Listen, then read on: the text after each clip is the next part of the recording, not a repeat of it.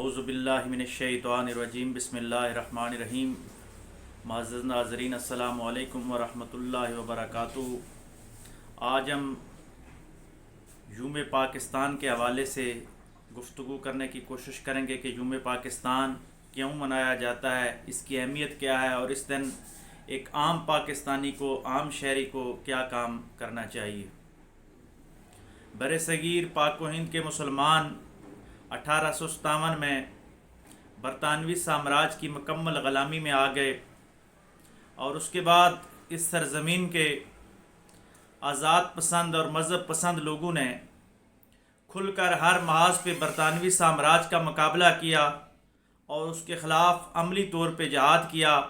جو سیاسی میدان میں، علمی میدان میں، معاشی میدان میں، معاشرتی میدان میں اور باقاعدہ میدان جنگ میں بھی جہاد کیا گیا۔ ہر نہج پہ مسلمانوں کے ہر طبقہ فکر کے لوگوں نے برطانوی سامراج کا ڈٹ کر مقابلہ کیا اور اس کو مجبور کیا کہ وہ ان آزاد فضاؤں کے مسلمانوں کو چھوڑ دے اور واپس چلا جائے اور یہاں کے مسلمانوں، ہندو، سکھوں اور دیگر جو یہاں کی آبادیاں ہیں ان کو آزاد کیا جائے۔ تو 23 مارچ 1940 کا جو دن ہے وہ جو ہندوستان کی آزادی ہے اس میں سنگ میل کا ایک بنیادی حیثیت رکھتا ہے، ایک بنیادی عنصر ہے 23 مارچ 1940۔ 23 مارچ 1940 کو مسلمانوں نے ایک مشترکہ لائحہ عمل تیار کر لیا تھا، جو لاہور میں منٹو پارک میں قائد اعظم محمد علی جناح رحمۃ اللہ علیہ کی صدارت میں مسلمانوں کا جلسہ عام ہوا۔ تو وہاں مسلمانوں نے اپنی آزادی کی راہ متعین کر لی تھی باقاعدہ طور پہ کہ ہم برصغیر کے مسلمان ہندوستان کی آزادی اس صورت میں چاہتے ہیں کہ اس کے اندر باقاعدہ ایک ہم اسلامی فلاحی ریاست کا قیام عمل میں لائیں گے۔ اس وقت باقاعدہ طور پہ لفظ پاکستان استعمال نہیں کیا گیا، لیکن مسلمانوں کی اکثریت کے علاقوں کو الگ کر کے ایک خطہ، ایک آزاد ریاست قائم کرنے کا اعلان کیا گیا اور اس کے لیے جدوجہد کا آغاز ہوا۔ لیکن اس وقت کا ہندو پریس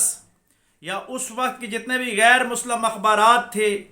وہ مسلمانوں کی تاریخ سے واقف تھے کہ مسلمان جب آزادی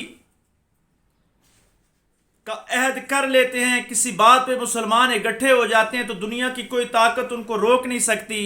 تو اس وقت کی انگریزی پریس اور ہندو اخبارات نے اپنی اخبارات میں یہ ٹائٹل شائع کیا کہ آج پاکستان بنانے کا آغاز ہو گیا ہے۔ باقاعدہ طور پہ چودھری رحمت علی نے بہت پہلے پاکستان کا نام استعمال کیا تھا اپنے پمفلٹ میں، لیکن ہندو پریس نے اسی کو بنیاد بنایا اور 23 مارچ کے جلسے کی جب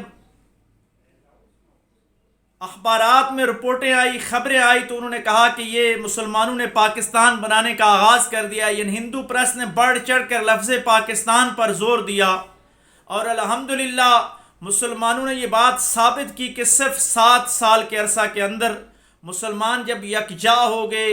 آپس میں اتفاق و اتحاد میں ہو گئے، مسلمانوں کے ہر طبقہ فکر، اکثریت جو مسلمان تھے وہ قائد اعظم محمد علی جناح رحمۃ اللہ علیہ کی سوچ کے ساتھ متفق تھے، علامہ اقبال کے نظریے پہ عمل پیرا تھے اور مدینہ جیسی اسلامی فلاحی ریاست برصغیر کے اندر بنانا چاہتے تھے۔ اور صرف 7 سال کا عرصہ لگا، اللہ تبارک و تعالیٰ نے مسلمانوں کی وہ جد و جہد، وہ محنت اپنی بارگاہ میں منظور فرمائی اور یوں 14 اگست 1947 کو مدینہ ثانی برصغیر میں معرض وجود میں آ گیا۔ یعنی اسلامی جمہوریہ پاکستان 14 اگست 1947 کو معرض وجود میں آ گیا۔ تو 23 مارچ 1940 مسلمانوں کے لیے ایک نشان راہ ہے، منزل کے لیے ایک سنگ میل کی حیثیت رکھنے والا دن ہے۔ یہ دن یوم تجدید عہد وفا کا دن ہوتا ہے۔ یہ دن ہمیں اپنے بزرگوں کے خراج تحسین پیش کرنے کا دن ہوتا ہے۔ اس دن پہ عام مسلمانوں کو یہ کوشش کرنی چاہیے،